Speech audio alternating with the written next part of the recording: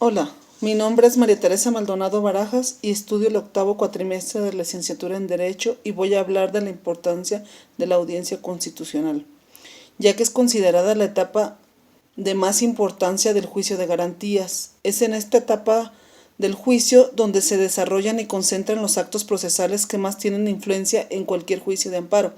Estos actos son la recepción de pruebas, la rendición de alegatos y, en su caso, el pedimiento del Ministerio Público Federal e incluso se dicta la sentencia que pondría fin a la demanda. La audiencia constitucional puede definirse como un acto jurídico de naturaleza procesal, donde la autoridad competente da fe de las actuaciones en lo referente al juicio y se ofrecen y se admiten y se desahogan las pruebas presentadas por cada parte, conforme a la regla general prevista en el artículo 147 de la Ley de la Materia,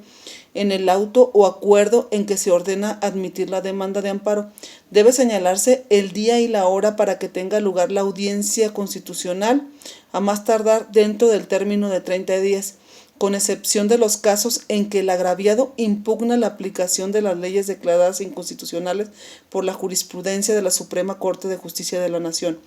o en los que reclame la violación de las garantías contenidas en los artículos 16, en materia penal 19 y 20, fracción 1, octava y décima, párrafos segundos, primero y segundo de la Constitución Federal. La celebración de la audiencia constitucional debe fijarse dentro de 10 días después de que se haya admitido y la demanda de amparo.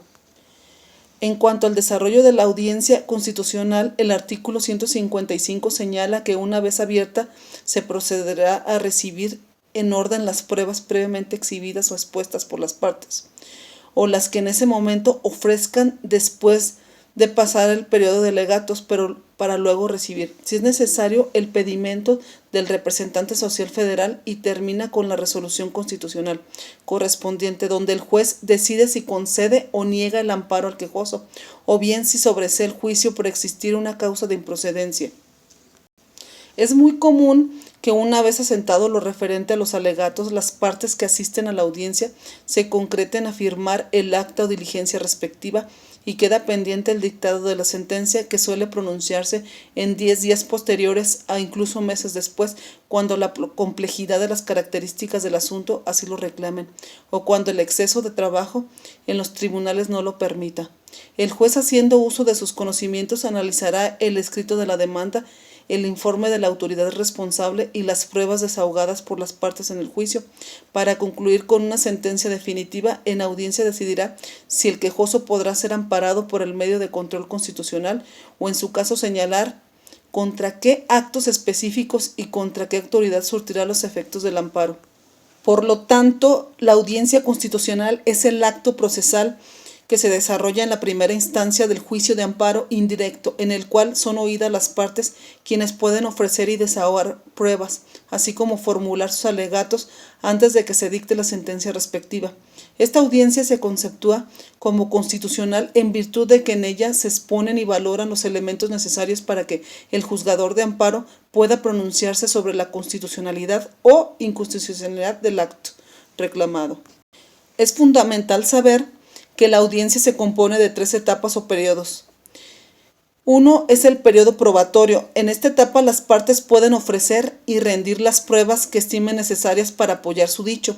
siendo admisible según lo dispuesto por el artículo 150 de la Ley de Amparo, toda clase de pruebas excepto la confesional y las que fueran contrarias a la moral y al derecho.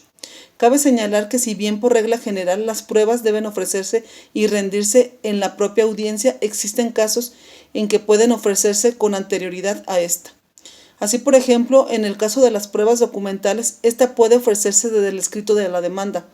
y en el momento de la celebración de la audiencia, pero si la prueba consiste en copias o documentos que obran